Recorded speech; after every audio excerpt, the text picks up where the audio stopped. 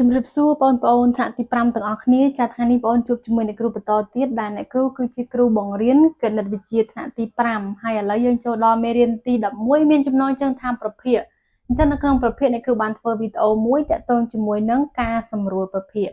ឡូវយើងចូលដល់ចំណុចទី2វិធីបូកប្រភេទមានភាគបែងដូចគ្នាអញ្ចឹងយើងធ្លាប់តែបូកចំនួនគត់បូកចំនួនទស្សភាគថ្ងៃនេះយើងបូកប្រភេទវិញម្ដងតើប្រភេទគេបូកដូចចំនួនដែលយើងធ្លាប់ធ្វើអត់ខុសគ្នាកន្លែងណាអញ្ចឹងប្រភេទមានទាំងខាងលើគេហៅថាភាគយកហើយនិងខាងក្រោមជាភាគបែងអញ្ចឹងការបូកប្រភេទខុសពីការបូកចំនួនគត់ឬក៏ចំនួនទស្សភាគអត់ដូចគ្នាទេអញ្ចឹងនៅក្នុងនេះអ្នកគ្រូយកលំហាត់ពីសភៅពុម្ពរបស់យើងថ្នាក់ទី5ទំព័រទី71អញ្ចឹងបងអូនណាមានចម្ងល់នៅក្នុងលំហាត់ទាំងអស់នេះអាចមើលវីដេអូនេះអ្នកគ្រូនឹងកែឲ្យប៉ុន្តែអ្នកគ្រូអត់យកមកទាំងអស់ទេអញ្ចឹងលំហាត់មានច្រើនអ្នកគ្រូយកមកខ្លះពេលយើងយល់ហើយតាមរយៈអ្នកគ្រូកែនេះបងអូនអាចទៅធ្វើលំហាត់ថែមខ្លួនឯងធ្វើឲ្យយើងកាន់តែចេះកាន់តែច្បាស់អញ្ចឹងបើសិនជាបងអូនឆ្ងល់អាច comment សួរអ្នកគ្រូបានអញ្ចឹងឥឡូវយើងចាប់ផ្ដើមកែលំហាត់ជាមួយអ្នកគ្រូបង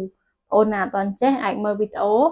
ដូចជាធ្វើលំហាត់ជាមួយអ្នកគ្រូបានអញ្ចឹងឥឡូវយើងធ្វើនេះគេឲ្យយើងបំពេញប្រអប់អញ្ចឹងការបូកប្រភេទមានភាគបែងដូចគ្នាភាគបែងដូចគ្នា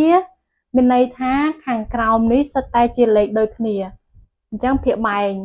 ដូចគ្នាទាំងអស់អញ្ចឹងបើភាគបែងដូចគ្នាគេធ្វើយ៉ាងម៉េចអញ្ចឹងក្នុងសភៅរបស់យើងគេប្រាប់ថាដើម្បីបូកប្រភេទដែលមានភាគបែងដូចគ្នាយើងត្រូវបូកភាគយកនិងភាគយកអញ្ចឹងខាងលើយើងហៅថាភាគយកបូកភាគយកនិងភាគយកភាគបែងរក្សាទុកនៅដដែលកន្លែងហ្នឹងសំខាន់ណាបងអូនខ្លះភាគយកក៏បូកភាគបែងក៏បូកអញ្ចឹងខុសហើយគឺយើងបូកតែភាគយកនិងភាគយកភាគបែងរក្សាទុកនៅដដែលអញ្ចឹងមានន័យថាភាគបែងលេខប្រមាណគឺយើងទុកលេខប៉ុណ្ណឹងភាគបែងត្រូវតែដូចគ្នាតែភាគបែងអត់ដូចគ្នាអត់ត្រូវទេប្រភេទហ្នឹងអត់អាចបូកចូលគ្នាបានទេអញ្ចឹងឥឡូវយើងបំពេញក្នុងប្រអប់មកលំហាត់កគេមានចំនួន3លើ7បូកជាមួយនឹង1លើ7តើចម្លើយស្មើប៉ុន្មានអ្នកគ្រូបានប្រាប់ហើយបូកភាគយកនិងភាគយកភាគបែងរក្សាទុកនៅដដែលអញ្ចឹងកន្លែងនេះភាគយកខាងលើភាគបែងខាងក្រោមបងប្អូនត្រូវចាំណាព្រោះយើងរៀនតាំងពីថ្នាក់ទី3ទី4មកហើយអញ្ចឹងដឹងថាមួយណាភាគយកមួយណាភាគបែងអញ្ចឹងខាងលើ3បូក1ស្មើប៉ុន្មាននៅ3បូក1ស្មើ4អញ្ចឹងបូកចូលគ្នាបានខាងក្រោម7បូក7អត់ទេគឺយើងរក្សាលេខ7ទុកនៅដដែលអញ្ចឹងគឺជា7ភាគបែងខាងក្រោមអត់បូកអត់ដូរទៅណាទេរក្សាទុកនៅដដែលហើយលេខបើវាដូចគ្នាលំហាត់ខបូកចូលគ្នាទៀតបូកភាគយកនិងភាគយកភាគបែងទុកនៅដដែលអញ្ចឹង11បូក1ស្មើនឹង12ភាគបែង15អញ្ចឹងក្នុងប្រអប់ស្រួលមែនតើ12លើ15ចុះលំហាត់កអញ្ចឹងភាគបែងដូចគ្នាហើយ18ភាគយក6បូក11ស្មើនឹង17ខាងក្រោមគឺជាលេខ18អញ្ចឹងចម្លើយប៉ុណ្ណឹងអ្នកគ្រូយកមកតែ3ទេលំហាត់បូកខាងក្រោមនេះសុទ្ធតែជាលំហាត់ត្រូវបំពេញចន្លោះដែលចម្លើយគេឲ្យមកស្រាប់យើងត្រូវបូកកន្លែងផ្សេង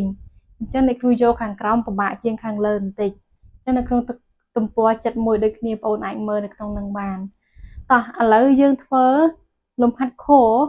1លើ3បូកប្រមាណទៅស្មើ2អ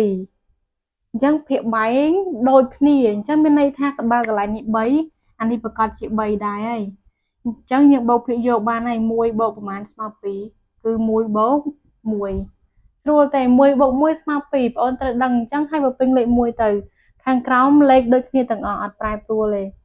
លំហាត់ងដូចគ្នាដែរនេះលេខ7ប្រកាសជាកន្លែងនេះលេខ7ហើយចម្លើយស្មើ7ដូចគ្នា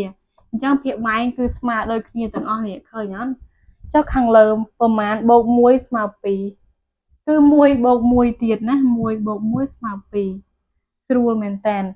ចូលដល់លំហាត់ចអញ្ចឹងលំហាត់អត់ប្រហែលនៃគ្រូកែរឿងលឿនសង្ឃឹមថាបងប្អូនតាមទាន់លំហាត់ចភាគបែង10ដូចគ្នាដែរអញ្ចឹងត្រូវដាក់លេខ10មកចុះលេខ4បូកប្រមាណស្មើ6គឺ4បូក2បូក2ស្មើនឹង6អូខេចម្លើយប៉ុណ្ណឹងហើយលំហាត់ឆ20អញ្ចឹងកន្លែងនេះ20ដែរហើយ15បូកប្រមាណស្មើ20 គឺ15បូក5 15បូក5ស្មើ20ហើយហើយយើងចាំថា20លើ20ស្មើ1ប្រភាគមានន័យថាប្រមាណវិធីចែក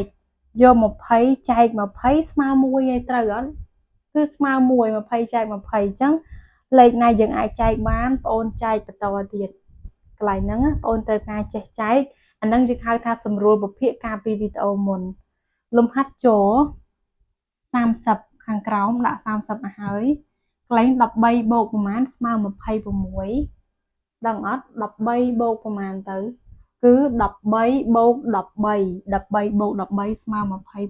ឯងលំហាត់ចុងក្រោយលំហាត់ឈរខាងក្រោមគឺ60ដោយសារនេះ60អញ្ចឹង25បូកប្រមាណស្មើ40អាប្រភេទខាងនេះទុកសិនយើងមើលតែ40នេះបានហើយ25បូកប្រមាណស្មើ40អូនដឹងអត់25បូក15 25បូក15ស្មើ40ហើយបន្ទាប់មកយើងសម្រួលពាក្យថាសម្រួលកាលពីវីដេអូមុនកន្លែងនេះគ្រូបញ្យល់បន្ថែមខាងលើចែកនឹងប៉ុណ្ណាខាងក្រោមចែកនឹងប៉ុណ្ណឹងដែរ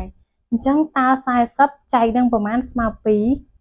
40ចែកនឹង20អញ្ចឹងកន្លែងនេះគឺយកវាទៅចែកនឹង20 40ចែកនឹង20ស្មើ2ខាងក្រោមត្រូវតែចែកនឹង20ដែរពាក្យថាសម្រួលខាងលើចែកនឹងប៉ុណ្ណាខាងក្រោមចែកនឹងប៉ុណ្ណឹងអញ្ចឹង60ចែកនឹង20ដែរស្មើ3អញ្ចឹងចម្លើយយើងអាចសម្រួលបានគឺស្មើ2លើ3សម្រួលតទៀតហើយកន្លែងនេះ6លើ10ក៏អាចសម្រួលបានដែរវិធានលំហាត់គេឲ្យយើងសម្រួលតែអ្នកគ្រូចង់បរៀនបន្ថែមព្រោះមេរៀនហ្នឹងវីដេអូមុនអ្នកគ្រូបានធ្វើហើយអញ្ចឹង6ចែក10 6នេះក៏អាចចែកបាន10នេះក៏អាចចែកបានដែរតើមានលេខណាមួយដែលចែកបានទាំងពីរគឺជាលេខ2អញ្ចឹង6ចែកឲ្យ2ស្មើប្រមាណ6ចែកឲ្យ2ស្មើ3ណាចុះ10នេះត្រូវយកទៅចែកនឹង2ដែរ10ចែកនឹង2ស្មើ5អញ្ចឹងក្បួនហ្នឹងគឺការសម្រួលប្រភាគដែលអ្នកគ្រូបានបរៀនហើយអញ្ចឹងលំហាត់ណាដែលយើងសម្រួលបានត្រូវសម្រួលបន្ថែមទៀតកុំទុកចម្លើយប៉ុណ្ណឹងអញ្ចឹងឥឡូវអ្នកគ្រូបញ្យល់បន្ថែមមានន័យថាខាងលើចែកប៉ុណ្ណាក្រោមចែកប៉ុណ្ណឹងចែកដាច់ដូចគ្នាទៅយកវាមកសម្រួលបើសិនជាមិនដាច់ទេយើងអាចសម្រួលបានទេអញ្ចឹងដល់នេះអញ្ចឹងនេះចែក20បាននេះចែក20បានសម្រួលគ្នាបានអាហ្នឹងគេហៅថាសម្រួលអញ្ចឹងវីដេអូហ្នឹងគឺមានតែប៉ុណ្្នឹងទេអត់ពិបាកទេការបូកប្រភេទមានភាគបែកដូចគ្នាអញ្ចឹងវីដេអូក្រោយអ្នកគ្រូនឹងបន្តធ្វើនៅក្នុងមេរៀនប្រភេទទៀតចាអរគុណបាយបាយ